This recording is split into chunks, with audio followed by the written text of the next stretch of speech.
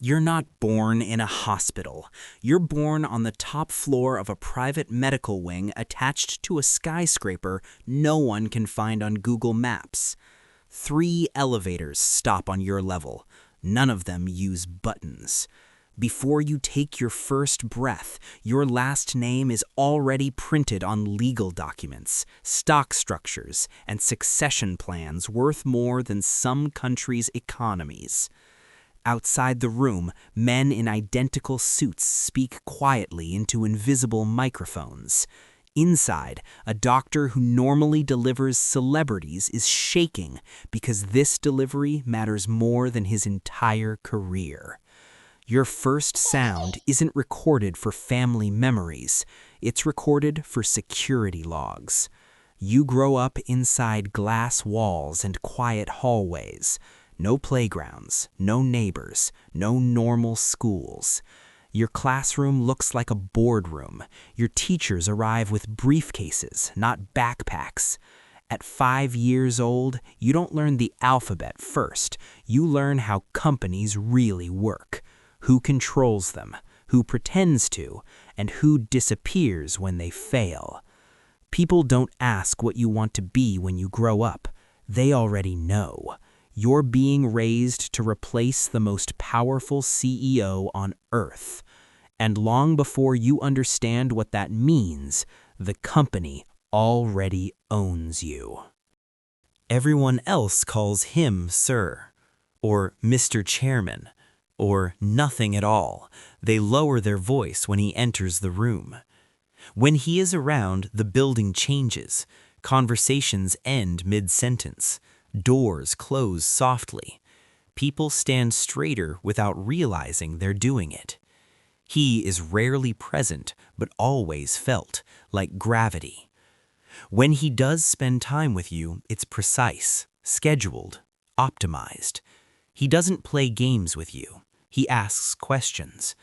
At 6 years old, he places 2 objects on the table, a toy car and a spreadsheet printed on paper. Which one matters more? He asks. You point to the car.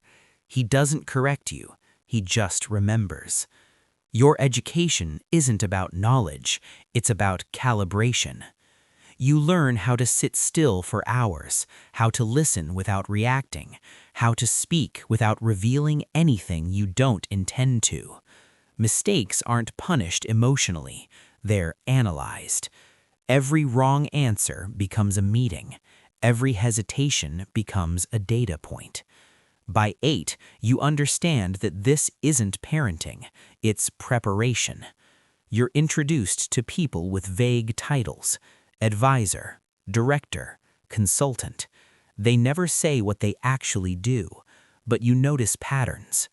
Some control markets, some control information, some control people. And all of them answer to the same person. At 10 years old, you sit quietly in the corner of a conference room during your first real board meeting. No one acknowledges you, but everyone is aware of you. You watch numbers move on giant screens, billions gained, billions erased. No one celebrates, no one panics. This isn't about money, it's about leverage. Later that day, one executive doesn't return to work. No explanation, no farewell email. By the next morning, his name no longer exists in company systems. You don't ask questions. You already know the answer. At 12, a woman is assigned to you permanently. She's introduced as a tutor. She never teaches you anything. She watches, listens, documents. Every reaction you have becomes part of your file. At night, alone in your room overlooking the city, you start to realize something terrifying. This isn't a childhood, it's a long interview, and the position you're being evaluated for is one no one has ever survived peacefully. At 17, they stop observing you. They start measuring you. Your father doesn't announce it. He doesn't need to. One morning, a folder appears on the table in your study. No explanation, just numbers. A division of the company is underperforming, margins shrinking, investor confidence slipping. The regional director in charge has been loyal for 22 years. You're asked one question. What would you do? You spend 3 nights reviewing projections, you model scenarios, you calculate risk exposure. There are 2 paths: restructure the division slowly and protect the director, or remove him immediately, announce aggressive reforms, and restore confidence before the next earnings call. One option preserves a man, the other preserves the stock price. You choose stability. The announcement is made on a Monday morning. By Tuesday afternoon, the market rebounds. Financial analysts praise the decisive leadership.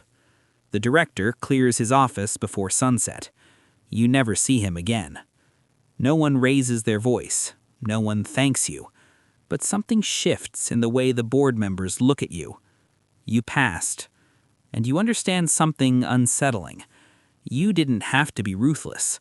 The system was ruthless for you. All you did was press confirm. At 21, you begin traveling with your father regularly.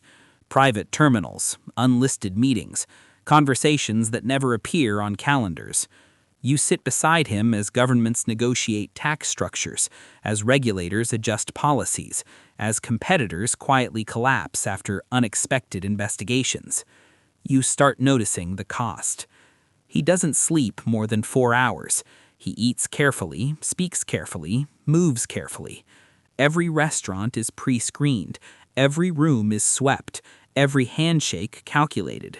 He is the most powerful executive on the planet, and he lives like someone under permanent siege.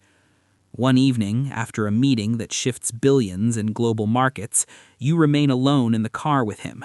The city lights move across the tinted windows.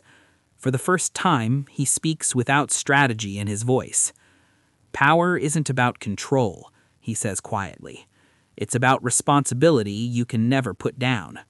He looks older in that moment, not weaker, just tired in a way that can't be fixed. You realize something then.